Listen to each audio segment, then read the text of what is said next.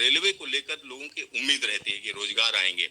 और जब पिछला जनरल इलेक्शन था उससे पहले एक तरीके से अभी 1,54,000 लोगों का रोजगार कंप्लीट हुआ है। 1,54,000 1,54,000 लोगों का 1.5 लाख लोगों का रोजगार अभी कंप्लीट हुआ है। एम्प्लॉयमेंट ऑर्डर्स मिल गए, लोगों का रजिस्ट्रेशन हो गया, आगे जॉब में अब उनके ट्रेनिंग के लिए लोग जाने लगे। जैसे ये प्रोसेस कंप्लीट हुआ, नेक्स्ट प्रोसेस चालू हुआ।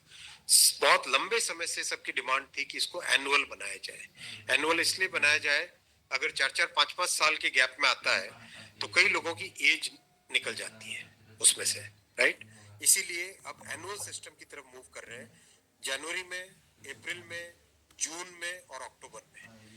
ये चार बड़े चंक है, एएलपी, टेक्निकल, नॉन टेक्निकल और ग्रुप लेवल 1। ये जो 4 बड़ी कैटेगरीज है, इन 4 बड़ी कैटेगरीज का साल में 4 हिस्से किए गए कि जनवरी में स्टार्ट करें एक जो एएलपी का, दूसरा टेक्निकल स्टार्ट करें अप्रैल में, नॉन टेक्निकल स्टार्ट करें जून में और अक्टूबर में स्टार्ट करें लेवल 1, और ये साइकिल चलती रहे। इस प्रोसेस पे सारे के सारे कैंडिडेट्स की डिमांड लंबे टाइम से रही है कि 4-4 साल का जो फेज होता है, 5 साल का फेज होता है, कई लोग एज बार हो जाते हैं उसमें। एक हर साल आपको अपॉर्चुनिटी मिलती रहेगी तो सबको अपॉर्चुनिटी मिलेगी।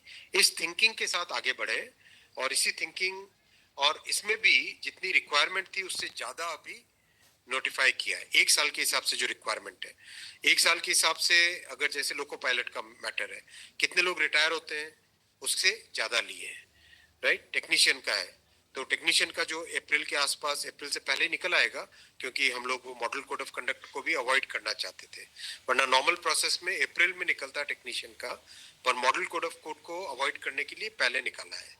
तो जनवरी, अप्रैल, जून, अक्टूबर, फिर अगले साल वापस जनवरी, अप्रैल, जून, अक्टूबर, फिर अगले साल वापस, इस हिसाब से ये प्रोसेस कर रहे हैं। सर 1 साल में कितने जॉब्स निकलेंगे इसमें? डिपेंड करेगा जिसकी जितनी रिक्वायरमेंट है। हर एक जोन की अपनी अपनी रिक्वायरमेंट आती है, हर डिवीजन की रिक्वायरमेंट आती है। कोई एस्टिमेट नहीं? हर वर्कशॉप से आती है। एस्टिमेट बनता है, बन के ही तो निकलता है, फिर एस्टिमेट बन के निकलता है ना, फिर हर एक कैटेगरी के लिए अलग अलग बनता है। अभी 1.5 लाख लोगों को जॉब दिया। आप सोचो उस एग्जाम की कॉम्प्लेक्सिटी, 500 से ज्यादा शहर, कितनी शिफ्टें, 1000 से ज्यादा शिफ्टें, 15 लैंग्वेजेस, 1-1 करोड़ लोग एप्लीकेशन। कहीं पे कोई कंप्लेंट आई? 0 कंप्लेंट। कहीं पे कोई paper leak? 0 paper leak. Complete हुआ ना एकदम ट्रांसपेरेंटली।